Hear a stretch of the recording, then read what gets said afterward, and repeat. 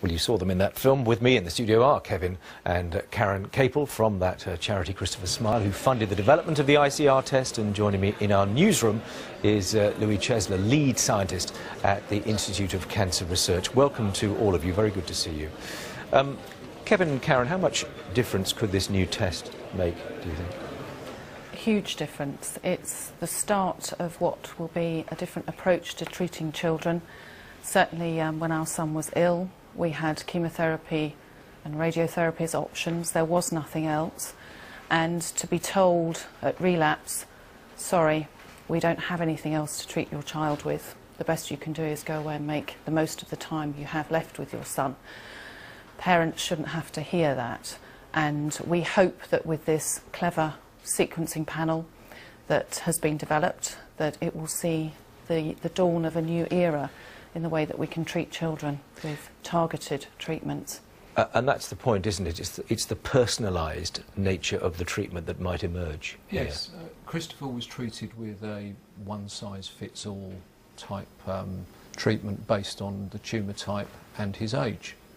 But scientific knowledge has progressed since 2008 when Christopher died, and also the technology. So if you combine the scientific knowledge and the technology, the time is now right to take those first steps to introduce what's needed for personalised medicine for children.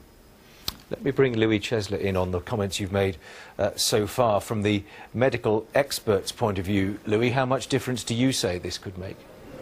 I'm very excited about it. You know, as Kevin said, this technology, sequencing technology, has been here for some time, but it's one thing to have a science technology and another thing to integrate that technology effectively into clinical use. And I think we're really at that point. There are many sequencing technologies, but this test, we think, as it is now being actively used at the Royal Marsden and very soon at other centres, will really give us quickly, reliably, effectively the recipe of genetic changes that define these tumours really on a per-patient basis. And we are very hopeful that with this information in hand, the power of the clinicians to treat these children and extend their lives and give them better alternatives and safer alternatives for treatment will be much better.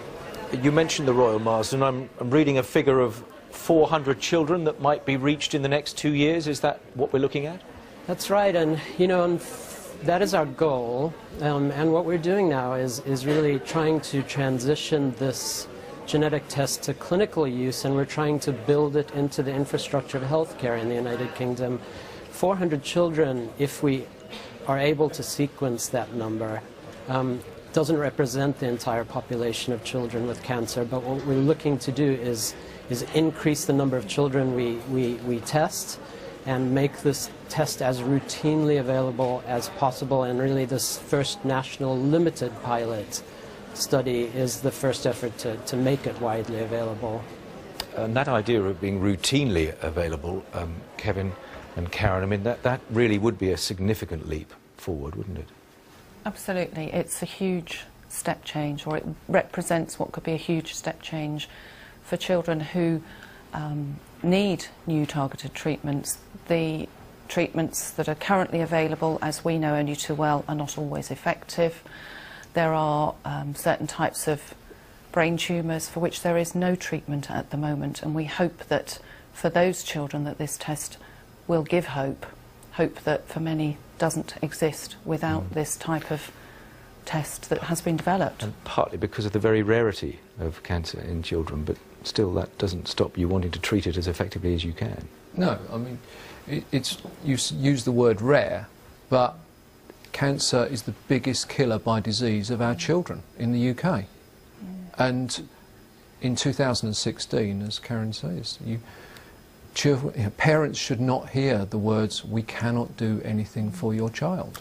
There's got to be new treatments introduced which give real hope for children and their parents. Indeed. Thank you so much, all of you, for coming in. Kevin, Karen and Louis Chesler as well. Thank you very much for talking to us.